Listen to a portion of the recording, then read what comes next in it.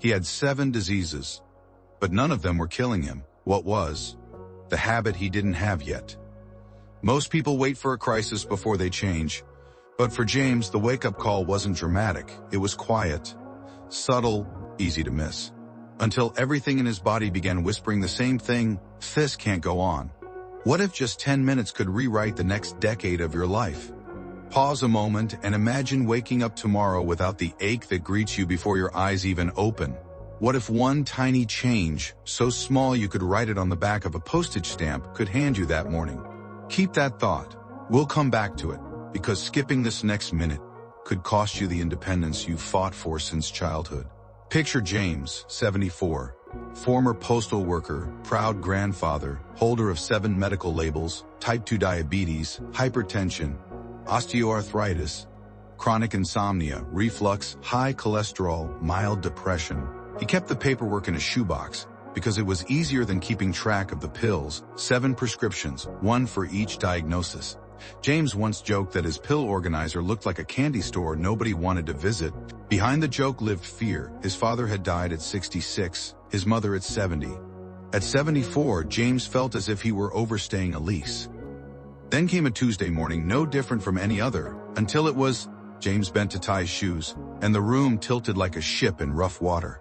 He grabbed the dresser, steadied himself, and whispered the sentence many of us reserve for emergencies: something has to change. The doctor's advice was predictable: more medication, stricter diets, possible surgery for the knee. James nodded, but inside he heard a rebel voice: there must be a simpler key. That afternoon, he sat on the park bench outside the clinic, watching a woman at least his age walk briskly, swing her arms, and smile as though the wind itself were medicine. Her stride looked ordinary, yet in that moment it felt revolutionary. James decided to copy her the very next day. He called it his 10-minute experiment. No fancy sneakers, no tracking app, just walk to the corner and back before breakfast. 10 minutes, rain or shine. Every day. Tiny, almost ridiculous. But remember the postage stamp idea? This was it. Week 1, the first morning his knees complained, his lungs burned, and the corner seemed to migrate farther away with every step. Still, he returned home flushed, awake, oddly proud. He marked a check on the calendar. Day 2, another check. Day 3, the sky opened with rain. James hesitated, then remembered his promise to himself: 10 minutes or bust. He wrapped a plastic grocery bag around his cap and walked anyway. He laughed at his own reflection in a shop window, drenched but undefeated. By the 7th day, something subtle shifted. The sugar spike after breakfast was lower. He slept a half hour longer without waking. One small victory invites another. Week 4. James now walked 20 minutes without noticing. He added a second loop after lunch because the autumn leaves looked too beautiful to ignore. The scale moved, 4 pounds down. His blood pressure reading flirted with normal. The shoebox of pill bottles still sat on the shelf, but it no longer felt like a verdict.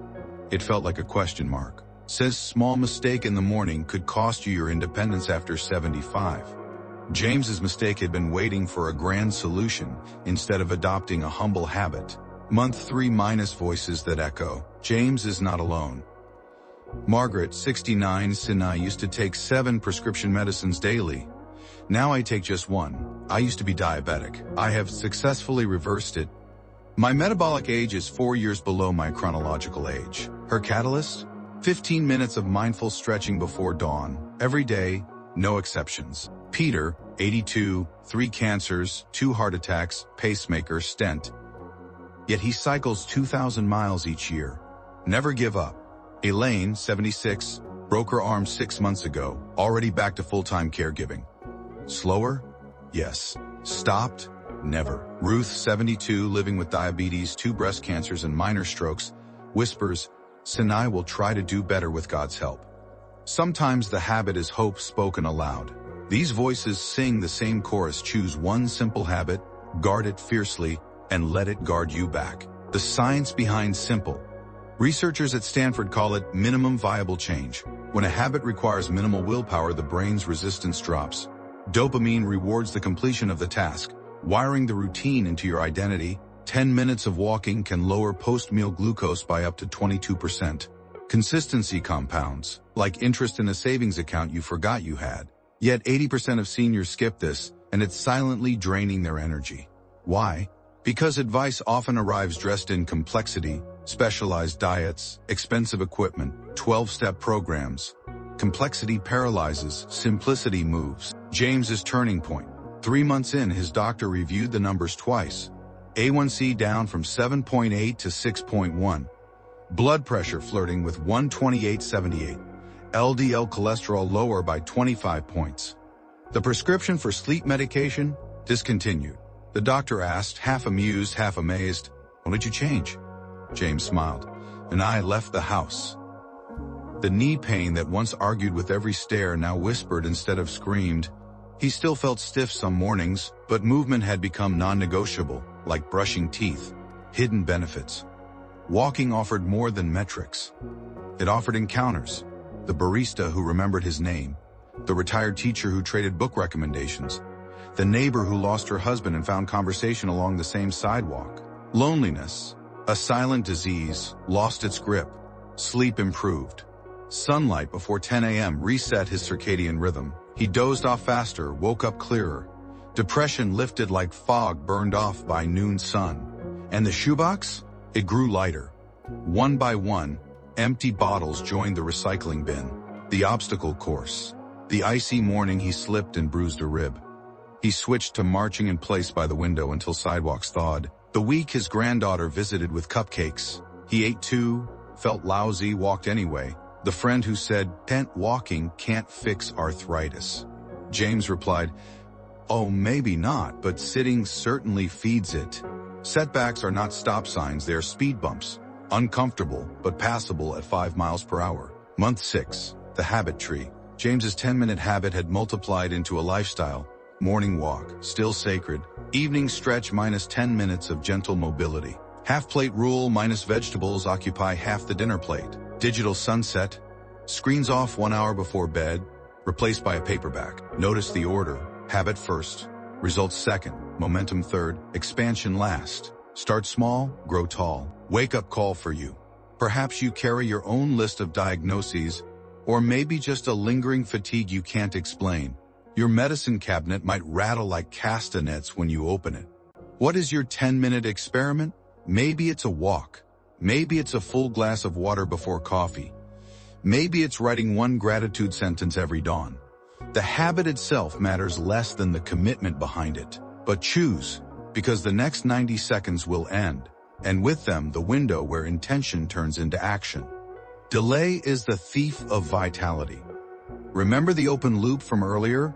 The tiny choice that could decide whether you still climb your own stairs at 90? This is it. More proof it's not too late. Carlos, 83, ate maintenance medicines, yet Tunch feels strong and happy. His secret is dancing alone to old boleros each afternoon. 15 minutes of joy disguised as exercise. Linda, 70, quadruple bypass last year, now better than ever. Her habit, breathing exercises at sunrise, dog walk at sunset. They didn't wait for perfect health to begin. They began, and health followed as far as it could. A brief detour into the body. When you move, muscles release myokines, tiny proteins that act like couriers delivering anti-inflammatory messages to every organ. In James's case, those couriers told his pancreas to handle sugar more gracefully, his joints to lubricate, his brain to release serotonin. Movement is conversation. The body loves to talk when we give it a voice. Facing doubt, maybe you're thinking, "Son, and too far gone." James thought so too. So did Margaret, Peter, Elaine. Doubt is loud, but it is not a prophet. It reports the present, it cannot predict the future you choose. Practical blueprint, minus start today. Set a micro goal, minus 10 minutes or less, same time each day. Anchor it, minus tie the habit to an existing routine. After brushing teeth, before breakfast, after the evening news. Track it visually, minus calendar checks. Pebbles in a jar, sticky notes. Progress you can see fuels persistence. Adjust, don't quit. Bad weather, indoor alternative. Bad knees, seated leg lifts. Energy low? Deep breathing counts. Share it, minus tell one person. Accountability multiplies commitment. Consistency beats intensity. A gentle wave that never stops will carve the hardest stone. The emotional dividend. Each morning James laces his shoes. He is not just exercising, he is voting, casting a ballot for life over resignation. That choice ripples. His granddaughter now joins him on weekends. The neighbor with grief finds conversation. The community watches and wonders, if he can, why not me? Hope is contagious when carried outdoors.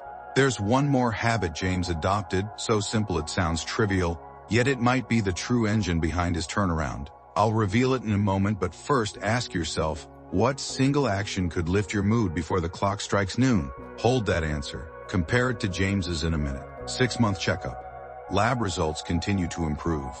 James's doctor suggests tapering another medication. More importantly, James feels alive inside.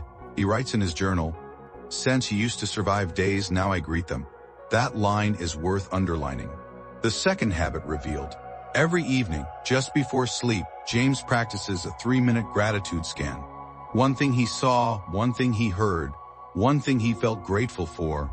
It steadies his heartbeat, softens his thoughts, and primes the brain to notice good news the next day.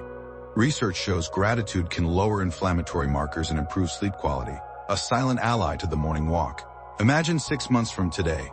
You stand in front of a mirror. The reflection hasn't reversed every wrinkle or erased every scar, but behind your eyes there is a spark, proof that motion still lives in you.